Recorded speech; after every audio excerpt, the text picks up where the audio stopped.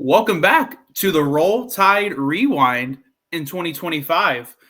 The season has started and we're entering a bye week, so we are going to dive into film. We have Thomas, he is back. Me, we're hosting this time. If you're wondering where James and Ryan are, Ryan is on vacation in Europe. James developed a COVID-19 infection yesterday, so he will be out for at least 2 weeks and he'll be back. So we have Cole. Cole is back again. And then we have new co-host, Parker Lane. Parker, how you doing? I am doing great. I'm very excited to break down this matchup. How are you doing, Cole? Fantastic. I was worried you were going to leave me out and only ask how Parker was doing, but I'm very happy that I can tell you that I'm doing great. Other than Joe Burrow getting hurt. As a Bengals fan, that one hurt. But other than that, we're killing it. Hey, beside a bad case of turf toe, it looks like Cole is doing okay. We are going to dive into some Georgia offensive film. Georgia, obviously, next opponent for Alabama, and we wanted to kind of just look ahead and kind of give you like an idea of what some things they could run, what to expect out of Gunnar Stockton, what to expect out of the run game, how do they get their passing game involved, what can they do. So let's dive into the film. So Georgia so far has played Marshall, they've played Austin Peay, but the main matchup was against Tennessee that they won 44-41 in overtime. But let's dive into like what they like to do. So compared to last year with Carson Beck is more of a thrower. You see that while he's doing at Miami right now, which he's looking pretty good, I'll say. But Gunnar Stockton, he's more of he can throw it, but also he's more relying on he can run the ball. And Georgia has shown that in the first few weeks. You can see here in this formation, they love to use two tight end sets. Oscar Delp right there. But Gunnar Stockton, they are doing just a simple read option. North Texas bites. Gunnar Stockton waltz in. Easy touchdown. So we'll move on to the next play here, also against Marshall. Same kind of thing, tight end right here. Watch North Texas. They're all going to bite down on this running back, Chauncey Bowen. They bite. And it's just an easy walk-in for Gunnar Stockton. Now, obviously, this is Marshall, but the concept is the main thing I want to look at here. Now, let's go to Alabama's defense. Everybody recognizes those uniforms from the Florida State game. This was not good film. This is what Alabama was doing 2 weeks ago. Let's watch what Tommy Castellanos does here. So we have Deontay Lawson, Yanze Pierre, Bray Hubbard right here on this side where they're in the read option. Watch Yanze Pierre and Deontay Lawson here. They both bite. There's a blocker for Bray Hubbard. Because they both bite, it's easy for Tommy to bounce it. Tommy's a fast quarterback. He's going to get the speed to the edge. Bray Hubbard does not get any outside leverage here, and it's an easy touchdown for Tommy Castellanos. So with Gunnar Stockton, I don't see him as being obviously faster than Castellanos, but it's going to be a big importance for our guys to, one, maintain outside leverage here, but also having one man on the quarterback, one man on the running back. Because if not, I could see Georgia focusing on that and attacking that early. Yeah, that's been a big part of their offense, as you've obviously mentioned there, Thomas. That read option, they love to run that with Gunnar Stockton. It's something they did a lot last year when he was kind of forced into play after Beck's injury. And as you mentioned, it's something we struggled with. Now, I think Gus Malzahn is probably a little better at running that style of offense than Mike Bobo, the offensive coordinator for Georgia. And so I think Georgia's kind of had to adjust with some things. They've had to add some different wrinkles. And as you said, I'm not sure Gunnar Stockton's quite as quick as Castellanos, but I think the biggest thing about defending the option, and it's something we didn't see at all against Florida State, is you've got to win your one-on-one assignments. If people make the right read on the option most of the time, it's going to work out if everybody blocks correctly because it's just one read. You see those guys, just as you see on that play, as they dug down, it's an easy read for Castellanos. He goes to the outside.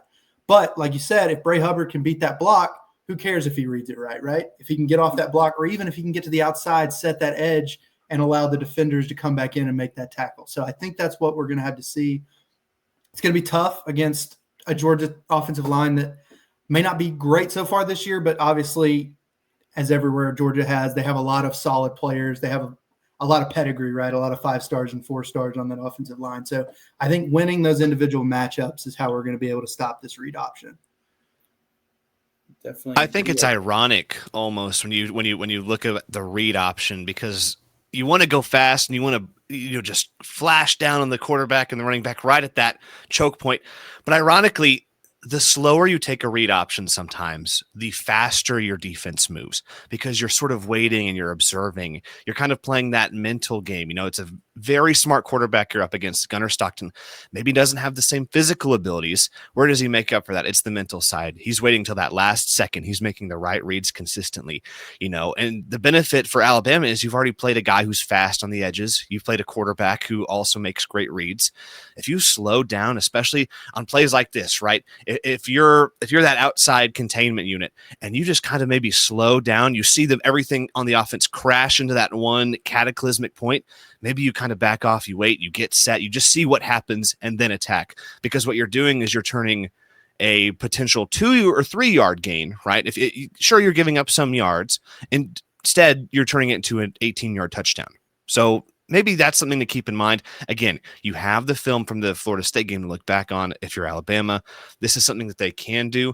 Maybe just play a little patiently, especially for a team that, is going to be on the road this time. It can get a little excited. It's going to be the home of the Bulldogs, right? So maybe you slow down, just kind of lay back a little, relax, get into a nice flow state. Definitely agree there. We also had one play from Louisiana Monroe I added in, but you can see here, LT Overton, that's Justin Jefferson, that's Deontay Lawson right there. I mean, watch the running with this wide receiver here, and then you can see all of them just bite. That one bite right there allows the quarterback to has a blocker, and he has room, but this is Louisiana Monroe, so Yanzi Pierre is going to make a good play here. But it could have been, that's a faster quarterback. That could be a deadly play. We can also go back to the same thing here with Tommy Castellanos. Just that bite, those alignment issues were big for Alabama, and that can bite them with Georgia. Yep. And one other thing I want to mention on that Louisiana Monroe play, I think even if Yanzi Pierre doesn't make that tackle, I think it's Bray Hubbard. It's kind of hard to tell, but whoever's coming across is going to have a chance at that. I think it's always better to get beat inside where you have help either from slot corners, outside linebackers, and safeties versus getting beat on the edge like we saw with the Thomas Castellanos play. You just got more help. So if you can you don't want to overcommit, obviously, but if you can just kind of keep it inside, it's much harder for guys to break through those tackles when the whole defense can converge on the middle of the field. Explosive plays versus small gains, exactly. Right? Or if they get 2 to 3 yards a play, that's what you live with against Georgia. Mm-hmm. I definitely agree. We'll move on to the next thing here that I've noticed with Georgia's film is Stockton. If the opportunity presents itself on a pass play, he will bail and he will run the ball. Now, this could be a good thing as, you make a smart play. Like, I think that's not a bad play. I didn't see the all 22 to see what was looking like downfield, but, he makes a play. He's getting rushed. He's got to get out of the pocket, and then he's able to run and get, an 8-yard gain on a 2nd and 10, make it a 3rd and short. And then we see with Tommy Castellanos against Alabama, some of his runs were improvised, like this one gets up the field and, turns a 2nd and 10 into a 3rd and 4.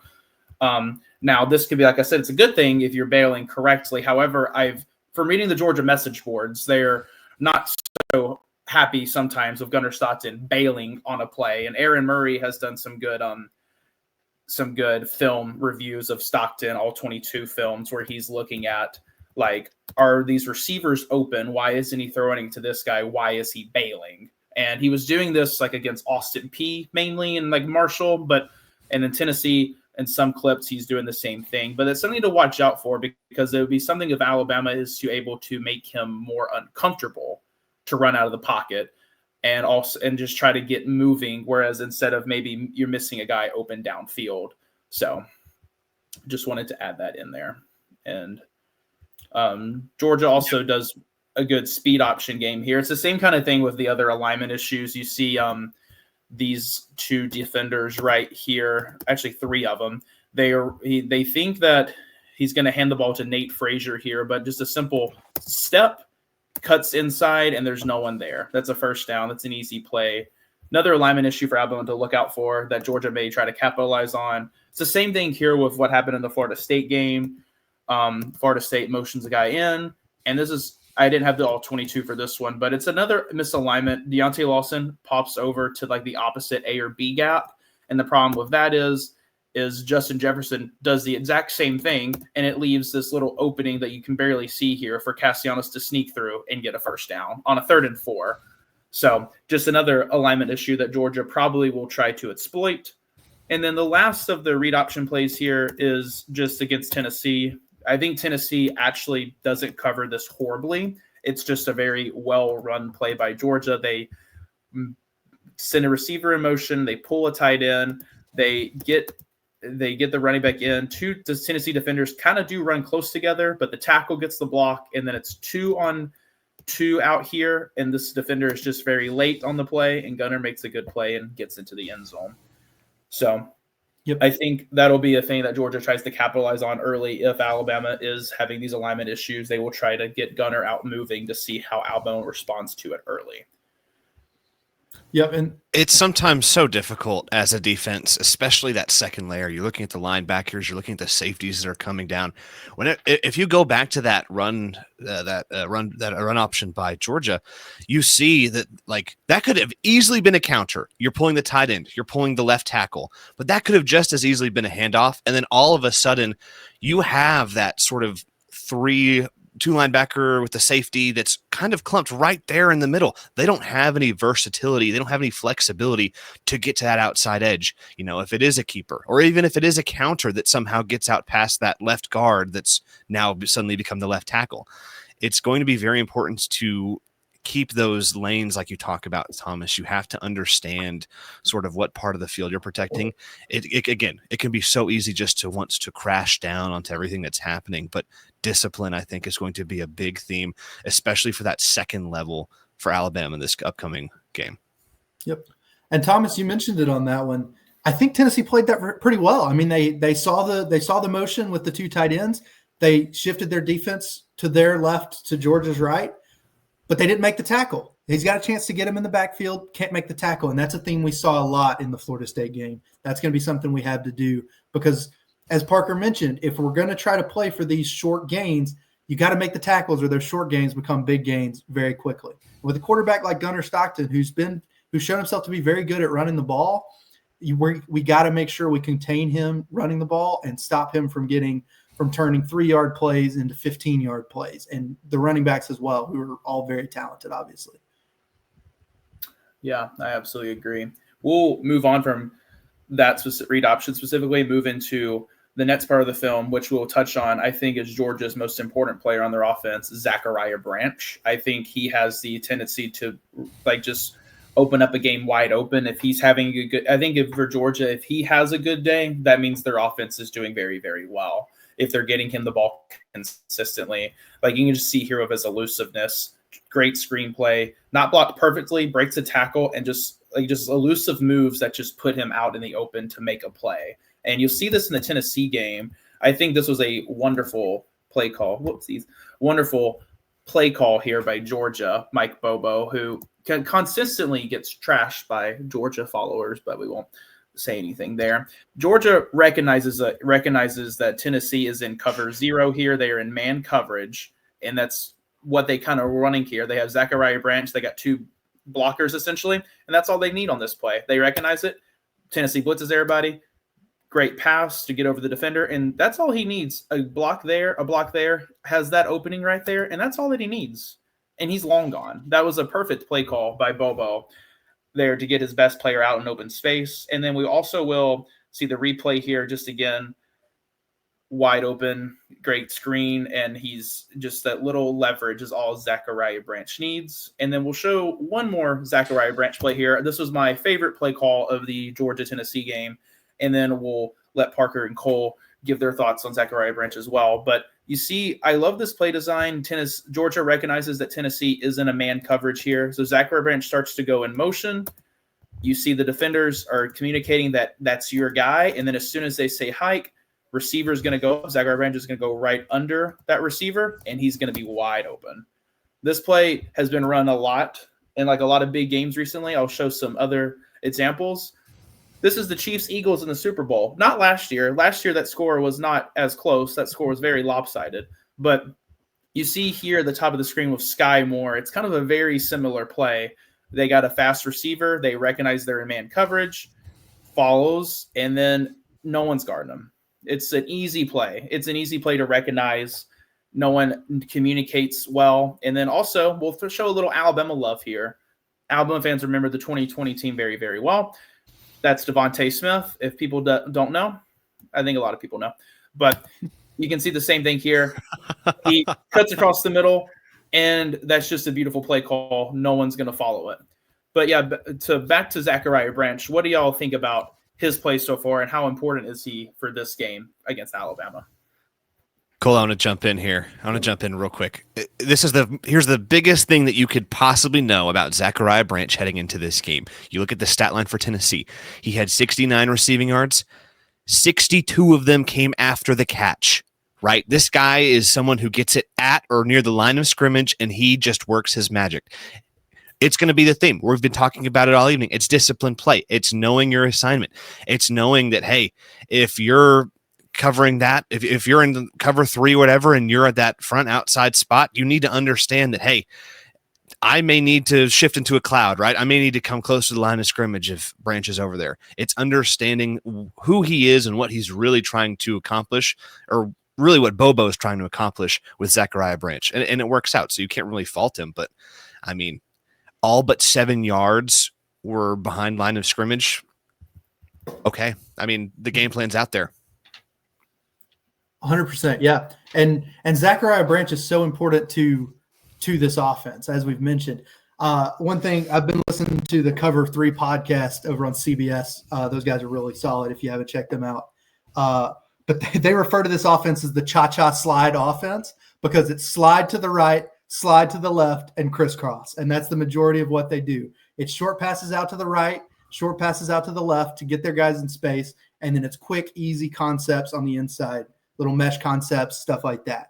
And Zachariah Branch is so important to that because he's potentially the most explosive player in college football and has been for a while now. The knock on him's always been maybe he's not the most smooth route runner. He's not gonna win necessarily with his feet, but once he gets the ball in his hand, he is dangerous and he's very hard to tackle. And so he's so important to what Mike Bobo wants to do with this offense. He's also so important for a young quarterback to be an easy pass that can turn to a explosive play.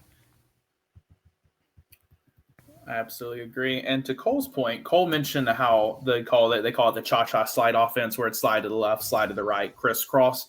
I was going to go into that actually with some few plays right here. But Georgia loves to get the short passing game involved. And there's like at least 10 clips right here. I'll just let them play of them getting screen passes to just kind of get their offense going. And I was kind of wanting to beg the question, how important is it for your short passing game to be successful, especially for a young, new starting quarterback? How important is it for the short passing game to be a success? Would y'all say? Yeah, it's huge. I mean, it's absolutely huge. It depends a lot on the quarterback, obviously. If you have a quarterback who's really confident throwing the ball down the field, maybe that's how you kind of get them in rhythm if they hit one or two of those deep shots. But with a quarterback like Gunnar Stockton, we've seen him be more adept at running and throwing short passes. I think getting a couple of those easy completions that can turn into explosive plays is so important to get those quarterbacks into a rhythm and really have them be confident going into the late stretches of the game and close games. Yeah, it's the most advantageous thing you could possibly do for a young quarterback because you have the biggest weapon from the line of scrimmage in all of college football, and you've got a quarterback and an offense that likes to utilize a lot of movement up on that front line, whether it's, these wide receiver screens that we're seeing, or it's the option play. It's going to be very tough. It's going to take a very disciplined game. Yep. And the more you see these little short passes, the more those defenders start to creep up and stop worrying about the deep ball, and that's when you can kind of hit them deep. And we saw that a couple times from Gunnar Stockton against Tennessee when maybe they weren't expecting him to go deep and they were able to beat him for a big play. Yeah, absolutely. Quickly, we'll kind of just introduce the running backs before we get to the last part of the video. But they mainly use 3 to 4 running backs. You saw Cash Jones. Let me find him. I just showed a play of him catching the ball right here. He's not their starter by any means necessary, but he's used a lot in the passing game. There he is, number 32. He's used a lot in the quick passing game. Doesn't get many carries, but he's used a lot then. But to actually mention the running backs that will be used a lot, let's get to first Dwight Phillips. I think he has some elite speed. He is fast, and I think he could cause a problem if he's out in the open space, maybe get him out on a screen pass. But in these 2 carries right here, you can just see his quickness getting used. And I think he can be a great player for this game. Also, another guy they use a lot, Chauncey Bowen, very aggressive type running back, wants to run you over like right there. He's also very quick as well. He's been one of the 3-headed monster at running back that Georgia has been using this year. We'll see this carry right here for a touchdown against Austin Peay. Follows his blocks really well, runs through a couple guys, makes some guys miss, and is also very elusive in the open field. And also here against Tennessee, we're able to use some of his power, his spin moves out in the open to get movement. And then the last one they use, the main guy they use is Nate Frazier. Nate Frazier gets the most attempts on the team, I believe. Very just a kind of an all-around guy. He has speed, he has power, he's got it all. And this was a great play in overtime to almost kind of seal the game right here against Tennessee. I thought he had a touchdown until I thought it was a face mask, but I don't think it was. But I thought he had a touchdown here. It was great speed. But yeah, I was just kind of like introducing the running backs. I think all of them bring something to the game, bring something to the team, and I think that they all will be kind of good to use. And then I wanted to show one clip from the Alabama-Louisiana-Monroe game, just to end, not to end the video. This is the next to last part, but I want y'all, what do y'all think about the odd front? Because right here in this video, we have, obviously this will be different because Tim Keenan is supposed to be back for this game, but we have 3 guys on the field right now. Edric Hill's 284 pounds. Jordan Renard is 265. And Georgia's offensive line is huge. Watch what this 3-man front does here. It just makes it so easy for these running lanes to develop. And I think that could be a glaring issue that Georgia tries to exploit. But also, like I said, those are guys that usually don't get the most playing time. Tim Keenan, like I said, should be back. But I think that's just an area to look at for Alabama. Would y'all say? Yeah, I think the odd front's going to be tough. I'd love to know, Thomas, do you remember what was the situation of that play call? Like that almost seems like a front you'd want to run out more in an obvious passing situation, and maybe Louisiana Monroe caught us off guard. I actually don't know where that's coming from. Do you know? Yeah, to be honest with you, I don't know. I think it probably could have been also just late in the game too. Now I see most of our starters are in the game though. I see Yanzi Pierre, Justin Jefferson, Nikai Hill-Green. I see a lot of guys, Deshaun Jones, that are in the game that are starters. So I don't remember the exact part of the game, but it could also be, like you said, it could be just a passing down that Louisiana Monroe caught us sleeping on. So, but yeah, to your point, if they do try to run the ball against that front, I don't think it's going to go particularly well for us. It's going to be tough. It's always going to be tough to defend the run, especially against a team as talented as Georgia when you got 3 relatively small guys on the defensive line and really only 4 in the box there with 5 in the box with Yanzi Pierre kind of close. It's always going to be hard. It's always obviously a numbers game. So I think it's going to be tough. As far as the Georgia running game as a whole, I mean, obviously Georgia, they're always going to have really good running backs. They've had good running backs my entire life, right? This is no difference. Nate Frazier is probably the best of all of them. He's probably the biggest NFL draft guy for the future to watch. I think they're always going to run the ball well.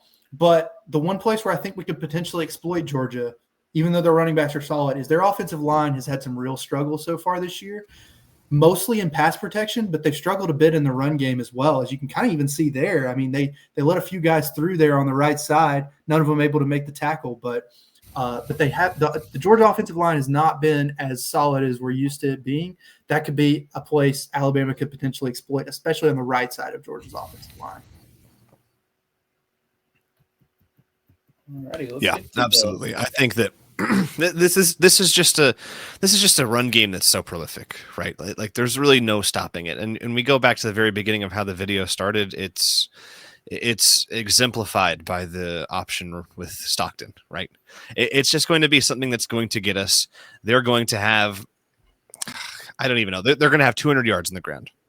Ideally not the case, but if they're going to get it done, that's how it's going to get done. And it's not, you mentioned like 3 names. I think 5 running backs got touches in this game for Georgia. We didn't even bring up Josh McCray, who got both of the 1-yard touchdowns. Yep. Like, they have power backs, they have speed backs, they have in between the 20s guys, they've got receiving backs. It doesn't really matter who they have in there. They're going to be good. What we need as a team, and I say that's the royal we, by the way, the we as fans, what the team needs to be aware of is who's back there, because that's the biggest tell, right? If McCray is back there and it's 4th and 1, they're freaking handing this ball off. All right. It's going to happen. If you look at some of their pass catchers, I mean, you look at Jones. If he's back down, if Cash Jones is back there on 3rd down, he's the release valve, right? Maybe the blitz isn't the best option. Maybe, we sim pressure, right? We bring it all off of one side and we hit him with the cloud coverage, and we make sure that Jones is taken care of, right? We just need to be heads up of who's back there. They're going to eat, all right? The running backs are going to eat. It's just going to happen. We as a team need to be aware where we are in the field, what we can expect to see based off personnel. It's the same thing, right? This is a 12 personnel team. They love 2 tight ends. They're going to have 2 tight ends out there for probably 30 to 45% of the offensive snaps. We just need to be aware of what the plan is based off of what we're seeing. Absolutely. Let's get to one final play here.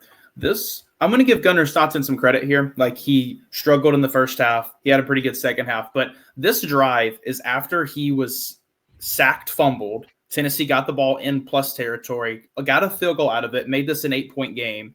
We already showed the Zak Branch 2-point conversion that tied it to 38. But the play to get them there was a 4th and 6, 2 minutes, 42 seconds left. You're in Neyland Stadium. That decibel reading is probably over 125 right now. I've been in that stadium before on a 3rd down in the 4th quarter of a tight game. It's the loudest stadium you'll ever hear in your life. Georgia won their game, but the game I was at, the team that I cheer for, did win the game. This is a first team all SEC throw. This is like big time things from Gunnar Stockton here. But there's one key thing about this play that not talked about a lot.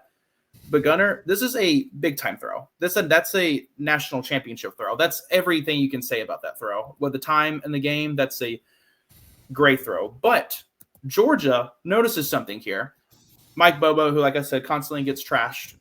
I don't know if he did this on purpose, but the person guarding London Humphreys here, who's a name to mention of a good Georgia receiver, Colby Young is another one. But London Humphreys makes a great catch here. He is guarded by a true freshman on this play. London Humphreys is an experienced wide receiver who's played years in the SEC and makes a great catch. Not bad coverage, but that's maybe the guy Tennessee would say, that's not the guy I would want on him. Now, you can't make choices with Alabama can say, I'd rather Damani Jackson be guarding that guy. He can't guard everybody.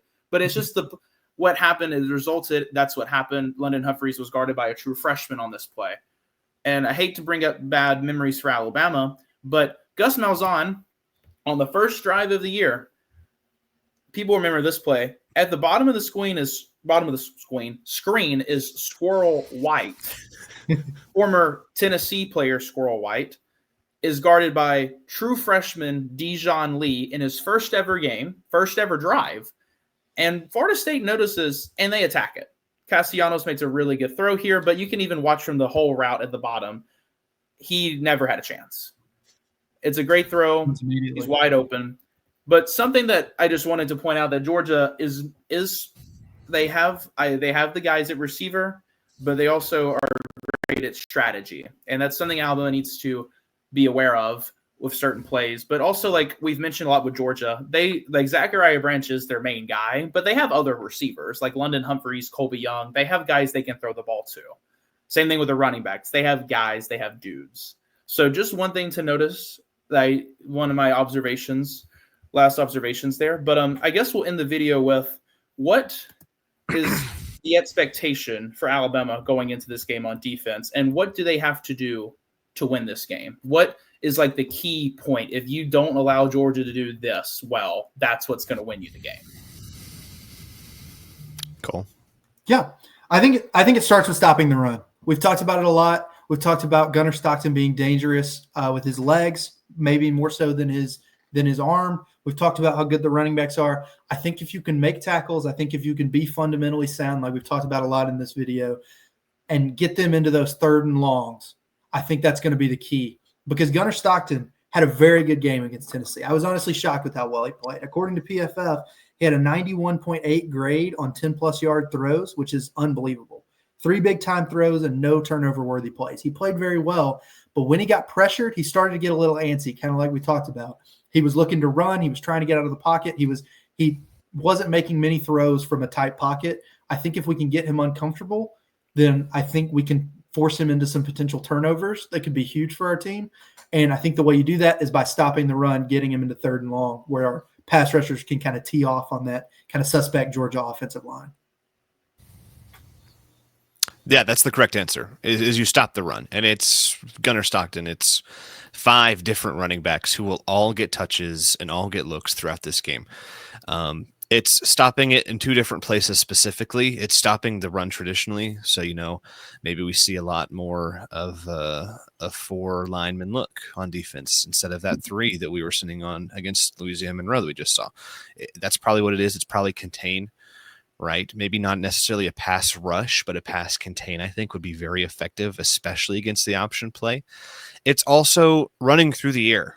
And as college football becomes more and more modernized in the last 5 years, we're seeing it more and more. It's going to be Branch's bread and butter. It's him running from the line of scrimmage, albeit with a 1 yard throw. You have to be able to stop it on the outside. The screen passes are going to happen. You have to be ready as a defensive back to fight through whatever they're going to send, because it's going to happen. You're going to see trips out way past the hash marks, maybe even out near the numbers.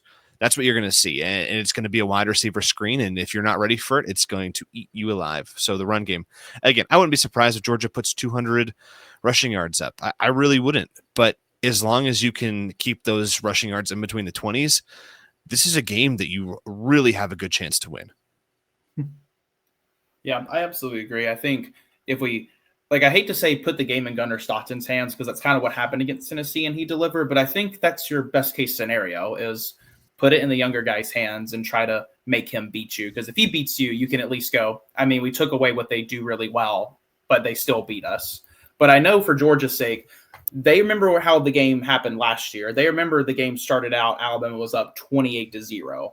It was the most perfect start to a game you could ever imagine for Alabama, and they somehow almost blew that lead. They did win the game, but it was crazy that Georgia almost came back and won that game. Just a lot of mental toughness that Kirby Smart brings to that team. But I think that's a good way to cap this episode for Roll Tide Rewind.